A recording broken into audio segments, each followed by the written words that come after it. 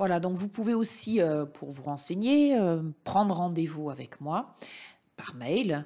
L'objet du mail, vous mettez poursuite d'études et puis mon adresse, c'est sylvia.lebeu@univ-tln.fr. Vous trouvez sur les fascicules de mes cours cette adresse. Alors, venons-en à la question qui m'a été posée par un étudiant. Quelle moyenne pour quel type d'école d'ingénieur, pour quel type de poursuite d'études? Donc, je vais vous montrer un document qui est confidentiel, que vous ne trouverez que dans cette vidéo. Ce sont les résultats de 2 promotions. Alors, les avis que l'on vote lors de la commission de poursuite d'études qui se tient à la mi-février.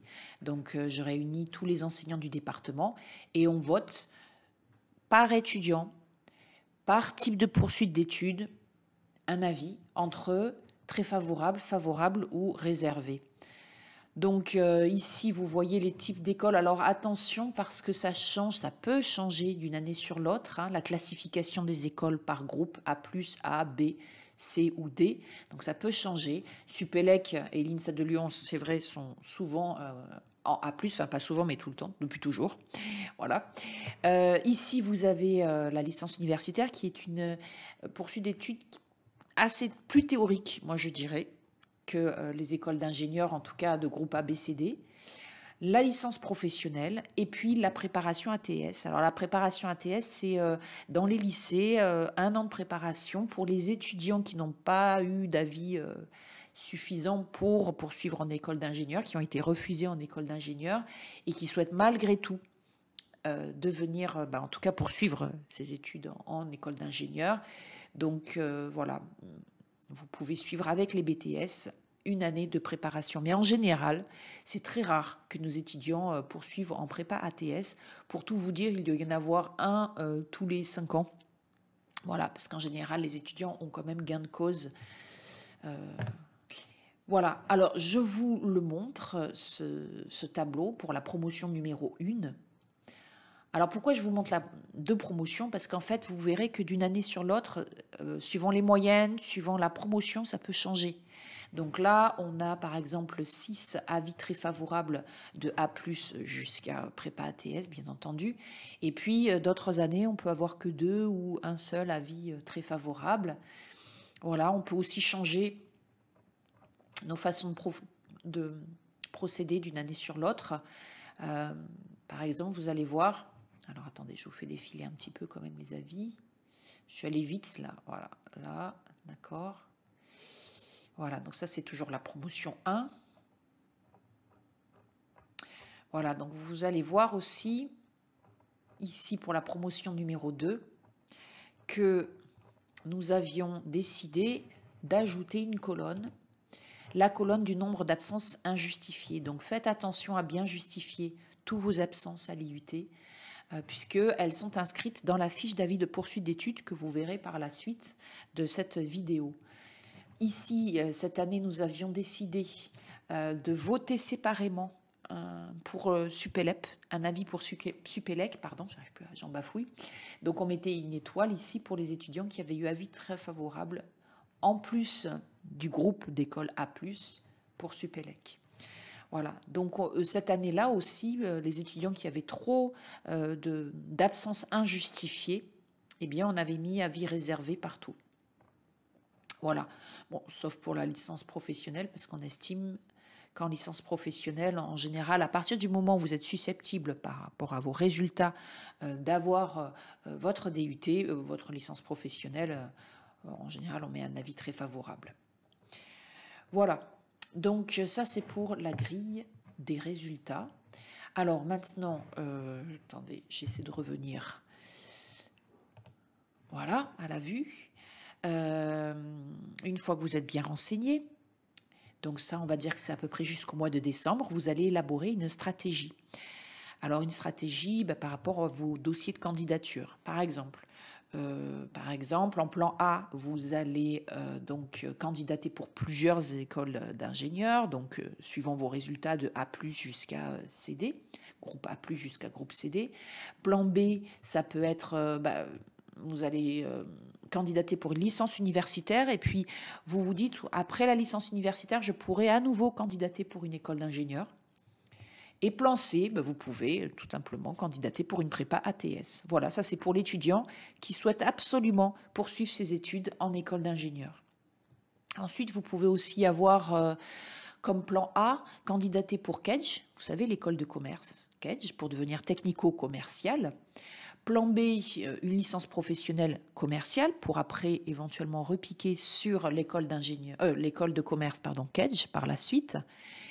Et puis après, plan C, ça peut être très bien vie active dans une entreprise et vous cherchez un poste de technico-commercial. L'entreprise vous formera pour être en plus commercial, en plus de votre bagage technologique commercial. Voilà, donc il y a plein de possibilités et vous pourrez retrouver dans les différents profils de nos anciens diplômés, justement ces différentes façons d'arriver finalement au même résultat. Alors, se préparer. Alors, comment se préparer à la poursuite d'études? Eh bien, mettre les bouchées triples au semestre 3. Mais ça, il faut le faire dès le début. Alors, je vous l'écris ici, mais en fait, il faudrait le faire dès là. Vous voyez, dès le début. Dès maintenant, il faut mettre les bouchées triples. Pourquoi je vous dis ça? Parce que moi, souvent, au mois de décembre, entre décembre et janvier, j'ai des étudiants qui viennent me voir en rendez-vous et qui me disent, voilà, je suis perdu, avec mes résultats, je ne sais pas quoi faire. Donc, on passe en revue les résultats du S3. Et là, malheureusement, l'étudiant a souvent des ambitions plus élevées que les résultats du S3. Et souvent, je dis, bon, ben voilà, alors souvent, c'est en décembre, c'est juste avant les derniers partiels du mois de janvier, puisque le semestre 3 se clôt fin janvier, début février. Et donc là, je dis, pendant les vacances de Noël, tu travailles comme un malade pour pouvoir remonter les résultats du S3. Mais malheureusement, c'est quand même souvent trop tard. Donc, c'est dès maintenant, dès la rentrée, qu'il faut mettre les bouchées triples, même si vous ne savez pas encore a priori quelle poursuite d'études, il n'y en a peut-être pas d'ailleurs, de poursuite d'études. Peut-être que finalement, vous allez vous dire, ah bah non, moi finalement, un bac+2, je suis très bien avec un bac+2. Et ça, c'est tout à fait honorable, il n'y a pas de problème. Mais voilà, mettez quand même les bouchées triples dès le début, comme ça, vous vous donnez un large éventail de possibilités après votre DUT. Bien choisir son stage, ça c'est important parce que ça donne une couleur à votre CV, à votre DUT. Et suivant le stage, par exemple, si vous savez que vous voulez poursuivre dans vos études ou même travailler plus tard dans le domaine du médical, être, je ne sais pas moi, travailler, je sais pas, je pense à un étudiant qui était radiophysicien médical, c'est-à-dire qu'il dosait la dose la radioactivité pour soigner les cancers. Eh bien, c'est vrai que faire un stage en milieu hospitalier, ça peut aider après. Voilà. Les tests d'entrée. Donc, préparez-vous. Si c'est une formation en école d'ingénieur, il y a souvent un test d'entrée, voire un petit concours. Donc, renseignez-vous sur la formation en question. Et puis, vous travaillez les annales. Vous vous renseignez sur le programme. Souvent, il faut réviser la première année, en tout cas en maths. Les notions de première année font partie du programme. Voilà, donc je vous mets ça ici, d'accord, mais vous pouvez déjà y penser dès le mois de septembre. Recherche d'entreprise, si une alternance, si vous décidez de poursuivre vos études par alternance. Donc ça peut se faire en parallèle avec la recherche de votre stage. Justement, recherche du stage, on peut commencer à partir de décembre, moi je dirais. Voilà, même avant, si c'est possible, tant mieux. Donc voilà, ça peut être lié à la recherche de votre stage. Pendant que vous recherchez pour votre stage, en même temps, vous renseignez sur les entreprises, voilà, si elles proposent de l'alternance après. Votre dossier, vous pouvez commencer à préparer une lettre de motivation, mais ça se fait en PPP et avec l'aide de Madame Arrivé, qui est vraiment exceptionnelle en CV, aussi, pour rédiger le CV aussi. Elle va vous aider. L'entretien, pareil. Donc, alors, il peut y avoir deux types d'entretien. Entretien pour la formation d'école d'ingénieur ou de licence professionnelle. C'est rare quand même. Un entretien en licence professionnelle, c'est rare. Licence universitaire, ça peut arriver. Mais c'est surtout école d'ingénieur. Et surtout l'entretien auprès de l'entreprise, du DRH, si vous souhaitez poursuivre en alternance. Voilà pour la préparation. Alors ensuite, candidater. Donc candidater, moi je dirais que c'est à peu près à partir du mois de janvier. Alors il faut savoir que nous à l'IUT, je vais vous expliquer ça dans le document. la procédure pour candidater pour une formation. D'accord? Donc, en fait, c'est résumé ici, mais je vais vous montrer dans le document que vous trouverez, là encore, sur la page Moodle. Alors, poursuivre ses études après le DUT GE2I, ou bien se renseigner. Donc, vous allez retrouver quelques sites internet. Donc, ça, je vous en ai parlé. C'est un résumé, en fait, de ce diagramme que je vous ai montré. Les listes d'offres d'emploi. Alors, le Facebook GE2I, j'en ai pas parlé tout à l'heure. Comme LinkedIn, mais ça, Madame Arrivé va vous y inscrire, va vous, en tout cas, inciter à vous inscrire sur le LinkedIn. Et moi, je rajouterai aussi sur le Facebook GE2I Toulon. D'accord? Vous vous demandez en ami. Alors, par contre, il faut avoir un pseudo parce que c'est moi qui suis derrière ce site, cette page. Et donc, il faut un pseudo assez parlant pour que je vous reconnaisse. Donc, si vous avez Lulu l'embrouille comme pseudo, ben, je ne vais pas vous reconnaître. Donc, ça, c'est clair. Voilà. Ensuite, les salons Studirama, donc j'ai les dates. Hein. Tout à l'heure, je vous ai montré les sites, mais il y a les dates dans ce document. La journée de poursuite d'études, donc là, on ne sait pas, en stand-by. Ah oui, ça, je ne vous en ai pas parlé. Pour poursuivre ses études à l'étranger, il y a le service des relations internationales. Donc, vous trouvez sur le site internet de l'unité leur contact, adresse mail, coordonnées téléphoniques et aussi leurs horaires d'ouverture. Et puis sur rendez-vous, ça je vous l'ai dit juste à l'instant. Alors la procédure à suivre. Donc il faut savoir, il faut que vous sachiez qu'à la mi-février, tous les enseignants du département se réunissent pour voter les avis que je vous ai montrés précédemment sur la grille précédente. Voilà. Suite à ces avis, à ces votes, alors pendant cette réunion, moi je discute beaucoup avec les enseignants, je leur demande leurs avis sur les uns et les autres étudiants, et ça m'aide pour rédiger l'appréciation sur la fiche de poursuite d'études que je vais vous montrer par la suite. Voilà, alors quelle moyenne pour quelle poursuite d'études? Eh bien ça, tous les résultats sont importants, le semestre 1, le semestre 2 et le semestre 3. Il faut que vous sachiez cependant que dans la moyenne de poursuite d'études, le semestre 3 compte 2 fois. Je vais vous le montrer après. Hein. Voilà, l'étudiant doit faire lui-même la demande de son dossier de candidature auprès de la formation de son choix, donc soit sur le site internet, soit dans un salon de l'étudiant, soit par téléphone. Il remplit lui-même son dossier. Et moi, je n'interviens qu'à la fin, c'est-à-dire au moment de renseigner l'avis de poursuite d'études. Donc, il y a plusieurs possibilités. Soit le dossier est entièrement papier, donc vous devez le renvoyer par la poste. Dans ce cas-là, 15 jours avant la date limite d'envoi, vous glissez votre dossier dans une enveloppe de papier craft, une grande enveloppe autrement dit, avec l'adresse de la formation, avec le timbre, vous allez à la poste, vous pesez, d'accord. Vous n'oubliez pas sur le rabat de l'enveloppe votre adresse. Et puis ensuite, vous collez un post-it sur l'enveloppe avec la date limite d'envoi, que je puisse la voir. Comme ça, moi, je classe comme ça les dossiers. Et ensuite, moi, je n'ai plus qu'à étudier le dossier. En fait, mon travail va consister uniquement... Attention, je ne vérifie pas que tous les documents y sont. Hein. Mon travail, c'est uniquement de remplir la fiche d'avis de poursuite d'études. En fait, de remplacer plutôt la fiche d'avis de poursuite d'études de l'école, de la formation, par la mienne. D'accord? Par celle de l'IUT de Toulon. Donc, ne soyez pas étonnés. Et les formations ont l'habitude. Alors ensuite, deuxième cas de figure, seulement la fiche d'avis de poursuite d'études est à envoyer par la poste. Dans ce cas-là, vous me mettez dans mon casier, d'accord, au secrétariat de première année du GE2I. Donc dans mon casier, vous mettez une enveloppe avec la fiche d'avis de poursuite d'études de l'école, de la formation. Enveloppe timbrée, enfin voilà, patati patata, au moins une quinzaine de jours avant la date limite, hein, vous lisez. Vous mettez un post-it, toujours pareil, avec la date limite d'envoi. Et voilà, et moi je m'en occupe, d'accord? Donc je vais remplacer la fiche d'avis de poursuite d'études de l'école par l'avis que je vais vous montrer par la suite. Hein. Ensuite, il peut arriver que le dossier soit envoyé par voie numérique.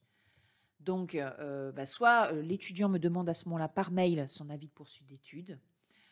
Alors là, attention, une dizaine de jours, ça suffit, une dizaine de jours en général. Ou alors parfois, c'est l'étudiant qui va donner à la formation mon adresse mail et la formation va m'envoyer un mail pour me demander l'avis de poursuite d'études. D'accord? Le responsable de la formation, quand il est écrit dans un dossier de candidature, demandez au responsable de la formation l'avis. C'est moi, en fait, hein, concernant les dossiers de candidature. Je suis responsable des poursuites d'études, pas de la formation.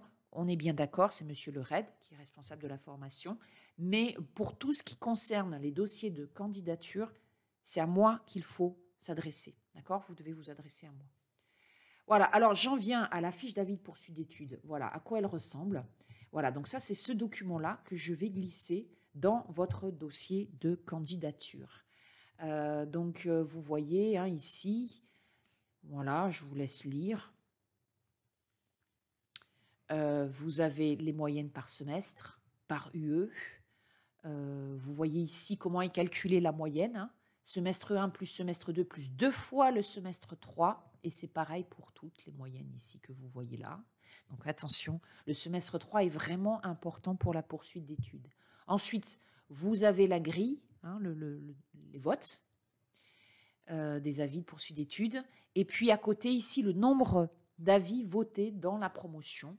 Et puis après, vous avez les appréciations. Donc ça, c'est moi qui le rédige. Alors, je le rédige suivant vos résultats en première année, vos compétences en mathématiques, mais aussi suivant les résultats. Je regarde s'il y a une progression, je le note. Et aussi suivant les appréciations des enseignants. Voilà. OK. Bien, donc ce document, vous le retrouvez hein, dans la page de poursuite d'études Moodle. Alors ensuite, une foire aux questions. Donc, si jamais vous vous posez une question, eh bien, vous retrouverez certainement la réponse dans ce document, puisque souvent, chaque année, les étudiants se posent les mêmes questions. Voilà. Et puis, un petit clin d'œil pour les étudiants qui ne savent pas, c'est vrai, vous êtes la génération des mails, donc qui ne savent pas compléter une enveloppe. Tiens, c'est bizarre, elle n'est pas en entier d'ailleurs. Comment ça se fait? Je ne sais pas. Bon. Écoutez, bon, je le referai. Hein. Voilà, donc c'est un document de la Poste en fait qui explique à quel endroit poser le timbre, écrire l'adresse, etc. Voilà, donc j'en ai fini avec ce document ici, hein, donc pour la candidature. Voilà, donc bien noter les dates limites d'envoi, bien vous organiser sur votre agenda. Surtout, hein, faites attention, tout ce qui est dossier papier, c'est 15 jours avant la date limite d'envoi. Et tout ce qui est dossier informatique, c'est 10 jours hein, que vous devez me contacter par mail.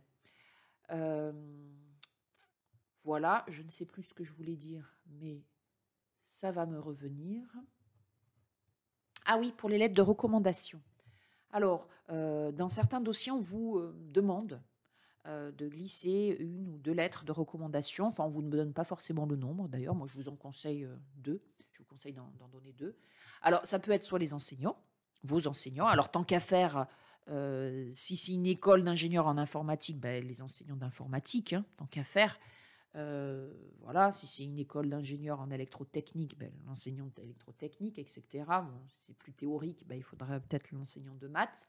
Alors, attention, je ne fournis pas de lettres de recommandation pour la simple et bonne raison que dans, vous voyez, la fiche d'avis de poursuite d'études, hein, eh bien, je rédige déjà une appréciation. Alors certes, c'est l'appréciation générale de tous les enseignants, mais j'y mets un peu aussi de... Alors, je mets que du positif, hein, je ne mets jamais de négatif, donc voilà. Hein, bon. Si votre niveau n'est pas terrible en maths, je ne vais rien dire. OK? Bien. Alors, rédiger une lettre de motivation, donc une par dossier. Qu'est-ce que j'entends par une par dossier? Une qui est vraiment... voilà, la motivation sur pourquoi cette école d'ingénieur-là et pas une autre. Donc, ça va être une par type d'école d'ingénieur, par type de formation. Elles sont différentes les unes des autres. Hein. Voilà, contacter les formations, donc voilà, ça je vous en ai parlé, ok. Et après, bon, il y a le suivi évidemment du dossier de candidature. Hein. Une fois que vous l'avez envoyé, c'est comme pour vos stages, c'est pareil. Hein. Quand vous contactez les entreprises pour candidater, pour un stage ou pour un apprentissage, hein, je vous conseille de les relancer 1 semaine, 2 semaines après, régulièrement.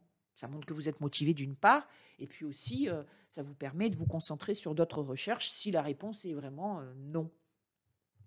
Voilà, donc j'ai fini cette vidéo. Donc n'hésitez pas à me poser des questions. Alors éventuellement, je ferai une séance en TD, je passerai dans les groupes. Vous pourrez comme ça me poser toutes les questions une fois que vous aurez visionné ces vidéos. Donc je vais passer à la vidéo sur maintenant les différentes formations. Vous savez, le diaporama sur les 135 parcours d'étudiants. Voilà, donc finalement, il y aura 3 vidéos. J'avais parlé de 2 vidéos. Dans la première vidéo, finalement, il y en a 3. Voilà. Allez, je vous souhaite bon courage et surtout, mettez les bouches chez Triple OS 3. C'est un conseil et dès maintenant. Bon courage et à bientôt. Au revoir.